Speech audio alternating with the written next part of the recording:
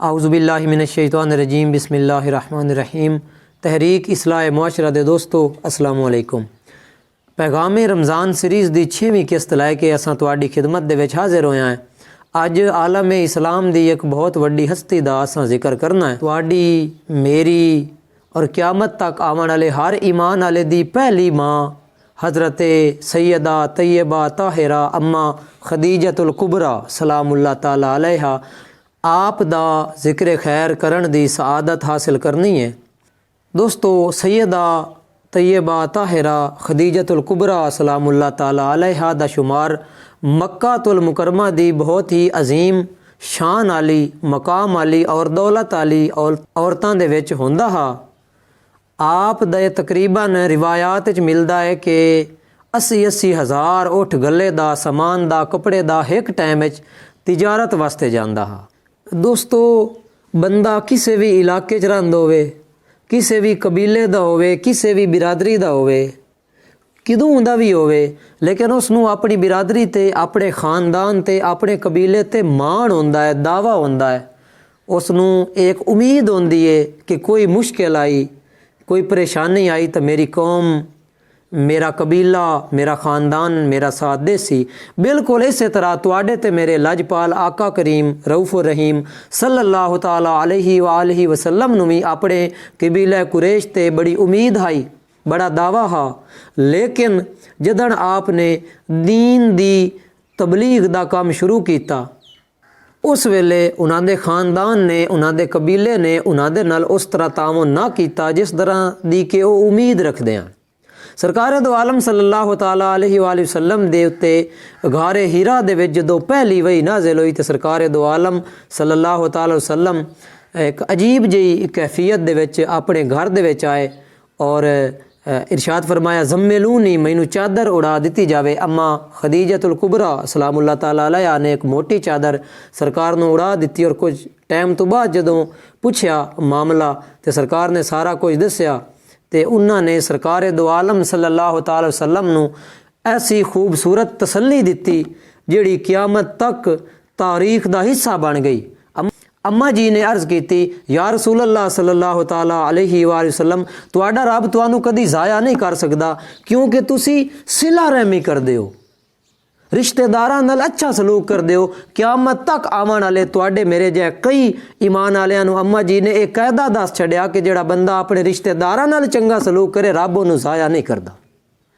और फरमाया, तुसी गरीबां वास्ते कमाइंदे हो, कमज़ोरां वास्ते कमाइंदे हो, कमज़ोरां दी हाजतमंदी करदे हो, तुसी मेहमान नवाजी करदे हो और नेकी दे कम्मां दे विच हिस्सा मिलैंदे हो, नेकी दे और सच्चाई वास्ते तुसी कोशिश करेंदे हो, तुहानू अल्लाह पाक ज़ाया नहीं कर सकदा। दोस्तों, साडी पहली अम्मा जी दा बनाया होया और दस्या होया एक कानून है कि ये जिहड़े काम मैं पिछा गिनाए ये करने वाला बंदा जिहड़ा उहनू अल्लाह पाक ज़ाया नहीं करदा हुंदा। दोस्तों, आप सरकार दो आलम सल्लल्लाहु अलैहि वसल्लम नू अपने चचाजाद वर्का बिन नौफल को लैके गईयां जिहड़ा अहले किताब विचों आई, यानी आसमान तो आवन वालियां जिहड़ियां पहले वालियां किताबां नाज़िल होईयां उन्हां नू मन्नण वाला हा और उन्हां दा आलिम आई। उसने सरकार दो आलम सल्लल्लाहु ताला अलैहि वसल्लम को जदों सारी सूरत हाल पूछी ते उस तो बाद उसने अर्ज़ की, या रसूल अल्लाह, तुसी ते अल्लाह दे आखिरी नबी हो। और उसने ख्वाहिश की कि ऐ काश मैं उस वेले तक जिंदा रवां जिस वेले तुहाडी कौम ने, तुहाडे कबीले ने तुहाडी मुखालफत करनी है। और जैसा कि मैं अर्ज़ कर चुकिया कि अम्मा जी दी जिहड़ी दौलत आई उसकी कोई गेण शुमार भी नहीं आई, लेकिन आप जदों दामन इस्लाम में आईयां और वेख्या कि सरकार दो आलम सल्लल्लाहु अलैहि वसल्लम कोई दुनिया की दौलत नू पसंद नहीं करते तो फिर अपना सब कुछ सारा माल दीन इस्लाम वास्ते कुर्बान कर दिता। और फिर वो वक्त भी आया जदों आप दे आखिरी वक्त आप कोलों अपने कफन दी चादर भी मौजूद नहीं आई।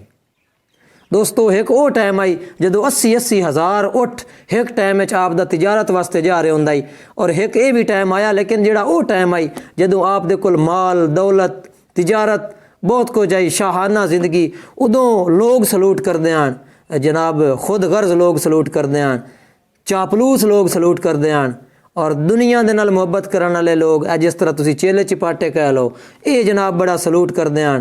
सारे जनाब दुनियादार जै खुद गर्ज जै दौलत दी इज्जत करने वाले लोग।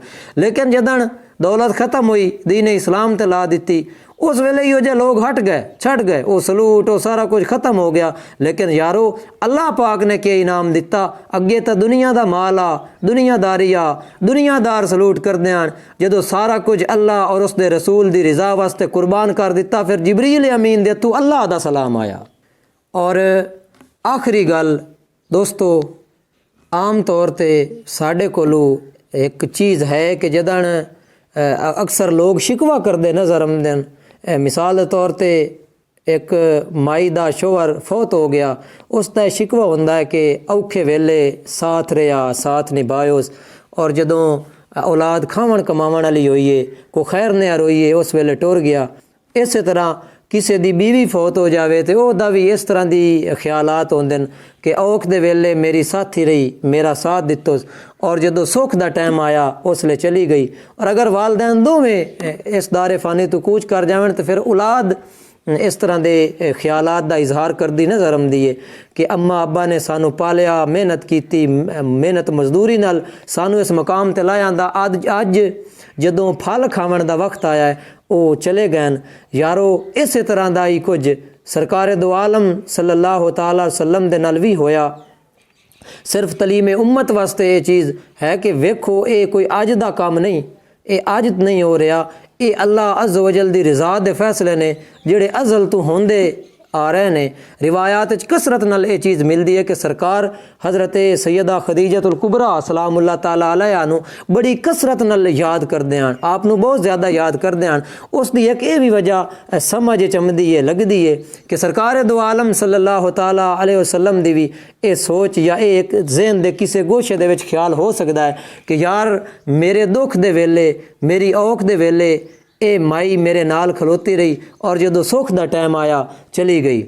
इसने पूरे शहर मक्का नू मेरी मुखालफत करदियां तो वेख्या, पत्थर चाह के मैनू मारदियां तो वेख्या, मेरी मुखालफत करदियां, मेरी दुश्मनी करदे तो वेख्या कि अगर ये होंदी तो अज मदीने दे विच लोगां नू मेरे हाथ चुमदे भी वेखदी। ज़हन दे गोशे दे विच ख्याल गुजर सकता है कि शेब अबी तालिब दे विच 62 साल की उम्र सरकार दो आलम सल्लल्लाहु अलैहि वसल्लम दे नाल उस घाटी दे विच मैसूर होइयां, कैद होइयां, और जदों कैद ख़त्म हुई अल्लाह अज़्ज़ वजल ने साहां दी कैद भी ख़त्म कर दी और इस दारे फ़ानी तो कूच कर गईयां।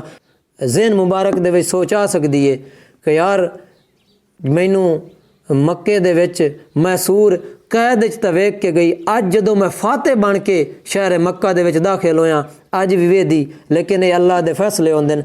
इन्हां फैसलियां सरकार दो आलम सल्लल्लाहु तआला अलैहि वसल्लम ने भी खुश दिली नाल कबूल किया और असां भी कबूल करना है। लेकिन अम्मा जी दी अजमत, अम्मा जी दी शान बहुत बुलंद है, बहुत आला वर्फा है। ये सरकार दो आलम सल्लल्लाहु तआला अलैहि वसल्लम दे औखे वेलियां दी साथी है, तुहाडी ते मेरी पहली माँ है। दुआ है अल्लाह अज़्ज़ वजल सैयदा पाक दे पाकबाजी दा सदका, आप दे शान व अजमत दा सदका अल्लाह अज़्ज़ वजल हर मुसलमान दी धी भैन दी इज्जत सलामत रखे। अल्लाह अज़्ज़ वजल साडी मावां भैणां नूं उन्हां दे नक्शे कदम ते चलण दी तौफीक अता फरमावे और अल्लाह पाक सानू और क़यामत तक आवन वाले तमाम मोमिनीन नूं उन्हां नाल मुहब्बत करन दी, उन्हां नूं खराजे अकीदत पेश करन दी तौफीक अता फरमावे।